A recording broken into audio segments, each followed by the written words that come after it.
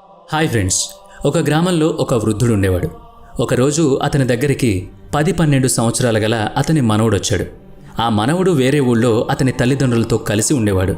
ఆ మనవడితో కలిసి ఆ వృద్ధుడు ఆడుతూ పాడుతూ బయటికి తీసుకువెళుతూ ఉన్నాడు. ఒకరోజు ఆ పిల్లాడు ఆ వృద్ధుడితో, తాత, పెద్దయిన తర్వాత నేను చాలా గొప్పవాడిని అవుతాను, కానీ ఎలా అవ్వాలి? నేను సక్సెస్ఫుల్గా ఉండాలి అంటే ఏం చెయ్యాలి అని అడిగాడు. అందుకు ఆ వృద్ధుడు ఒక చిరునవ్వు నవ్వి ఆ బాలుణ్ణి ఒక నర్సరీ దగ్గరికి తీసుకువెళ్ళాడు. ఆ నర్సరీలో ఒక 2 చిన్న చిన్న మొక్కలను కొని ఇంటికి తీసుకొచ్చాడు. అందులో ఒకదాన్ని తొట్టిలో పెట్టి ఇంటి లోపల ఉంచాడు. ఇంటి బయట మట్టిలో మరొక దాన్ని పాతిపెట్టాడు. మళ్ళీ ఆ బాలుడు అదే ప్రశ్న అడిగాడు. తాత, ఇందాక నేను జీవితంలో సక్సెస్ అవ్వాలంటే ఏం చేయాలి అని అడిగాను కదా, దానికి నువ్వు ఇంకా సమాధానం చెప్పలేదు, ఎందుకు అని అడిగాడు. అందుకు ఆ వృద్ధుడు, ఇప్పుడు మనం ఈ 2 మొక్కలను నాటాం కదా, వాటిలో ఏది బాగా పెరుగుతుందనుకుంటున్నావు, సమాధానం చెప్పు అని అడిగాడు. అందుకు ఆ పిల్లాడు కొంచెం సేపు ఆలోచించి, ఇందులో చెప్పడానికి ఏముంది తాత, ఇంట్లో పెట్టింది త్వరగా పెరుగుతుంది, బాగా పెరుగుతుంది. ఎందుకంటే ఇంట్లో మనం చాలా జాగ్రత్తగా దాన్ని కాపలా కాస్తాం, జాగ్రత్తగా చూసుకుంటాం. కానీ బయట పెట్టిన దానికి పెరగడం కష్టం. ఎక్కువ సూర్యరశ్మి, వర్షం, చలి ఇలా అనేక రకాలైన ఇబ్బందులతో పెరుగుతుంది. బయట తిరిగే జంతువులు కూడా ఆ మొక్కని తినేయొచ్చు కదా, అంతే కదా అని అంటాడు. అందుకు సమాధానం ఏం చెప్పకుండా ఆ వృద్ధుడు మౌనంగా ఉన్నాడు.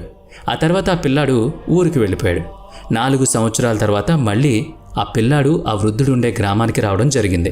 కొన్ని మాటల మధ్యలోనే ఆ పిల్లాడు మళ్ళీ తాతగారిని, తాత, పోయినసారి వచ్చినప్పుడు నేను నిన్ను జీవితంలో సక్సెస్ అవ్వాలి అంటే ఏం చేయాలి, ఎలా ఉండాలి అని అడిగాను, కానీ అందుకు నువ్వు సమాధానమే చెప్పలేదు, ఇప్పుడైనా చెప్తావా అని అడిగాడు.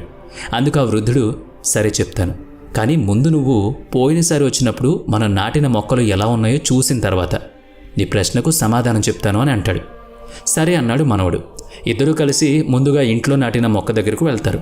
వాళ్ళు నాటినప్పుడు చాలా చిన్నగా ఉన్న ఆ మొక్క ఇప్పుడు కొంచెం పెరిగి పెద్దయింది. అది చూసి చాలా సంతోషించాడు మనవడు. ఆ తర్వాత వారిద్దరూ కలిసి బయట నాటిన మొక్క దగ్గరకు వెళ్ళారు. అది చాలా పెద్ద వృక్షంగా మారిపోయింది. పెద్ద పెద్ద కాండాలతో, పెద్ద పెద్ద ఆకులతో, పూలతో, పండ్లతో భూమి లోపలికి చొచ్చుకుని పోయి వేర్లతో చాలా బలంగా, దృఢంగా ఉంది. అది చూసి ఆశ్చర్యపోయాడు మనవడు. తాత వైపు తిరిగి, తాత, ఇదేంటి, నేను అనుకున్న దానికి పూర్తిగా వ్యతిరేకంగా జరిగింది. ఇంట్లో ఉన్న మొక్క కొంచెం మాత్రమే పెరిగితే ఈ మొక్క ఏంటి ఇంత పెద్దదైపోయింది, ఇంతలా ఎలా పెరిగిపోయింది? బయట జంతువుల వల్ల, ప్రకృతి వైపరీత్యాల వల్ల, లేదా ఎండ, వాన, చలి వీటన్నిటినీ తట్టుకుని ఎలా నిలబడగలిగింది అని అడిగాడు. అందుకు ఆ వృద్ధుడు, నేను నీకు ఇదే చెప్పాలి అనుకున్నాను. అన్ని కష్టాలను తట్టుకుని, అన్ని అవాంతరాలను ఎదిరించి ఈ మొక్క ఇంత పెద్దదైంది. రేపొద్దున ఎటువంటి అవాంతరాలు వచ్చినా, పెద్ద తుఫాను వచ్చినా చెక్కు చెదరకుండా నిలబడుతుంది. నీళ్లు పోసినా పోయకపోయినా కొంతకాలం వరకు ఖచ్చితంగా అలాగే నిటారుగా తన కాండం మీద తాను నిలబడుతుంది. నలుగురికి ఆశ్చర్యం కూడా ఇస్తుంది. అలాగే మనిషి కూడా ప్రతి సమస్యని, ప్రతి అవాంతరాన్ని ఏదొచ్చినా కూడా ఎదిరించి తట్టుకుని నిలబడగలిగితే అతను సక్సెస్ అవుతాడు. నా వల్ల కాదు అని వదిలేస్తే ఏదీ అవ్వదు, ఎక్కడికక్కడే ఆగిపోతాడు. వచ్చే ప్రతి ఇబ్బందిని, కష్టాల్ని స్వీకరిస్తేనే తర్వాత వచ్చే ఆనందాన్ని హాయిగా, సంతోషంగా ఆస్వాదిస్తాడు. అలాగే తను నిబ్బరంగా ఉండగలిగినప్పుడే కదా నలుగురికి చెయ్యూత ఇవ్వగలడు, నలుగురికి దారి చూపించగలడు. అంతేకాని ఎంతసేపు నాకు అనుకూలంగా ఉన్న వాతావరణంలో మాత్రమే నేను ఉంటాను, ఇక్కడ మాత్రమే నేను పని చేస్తాను అని అనుకుంటే జీవితంలో ఎప్పుడూ ఎదగలేడు, ఎప్పుడూ సక్సెస్ అవ్వలేడు. ఇబ్బందులని, అవాంతరాలని అన్నిటినీ ఎదిరిస్తూ ముందుకు వెళ్తేనే జీవితంలో సక్సెస్ వస్తుంది అని ఆ తాత చెప్తాడు. అది విన్న మనవడు, అర్థమైంది తాత అంటాడు. తన తాత చెప్పిన మాటలు తన మదిలో నాటుకుపోయాయి.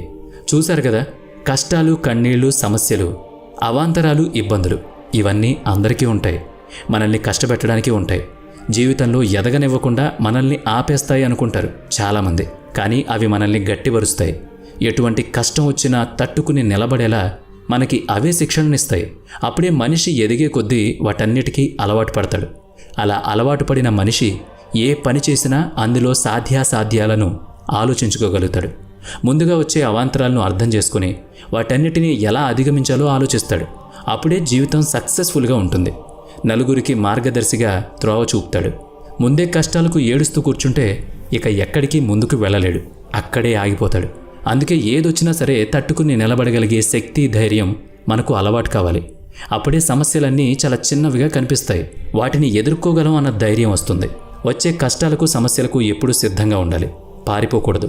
అప్పుడే పెద్ద సమస్యలైనా చిన్నవిగా కనిపిస్తాయి. మనసు తేలిగ్గా ఉంటుంది.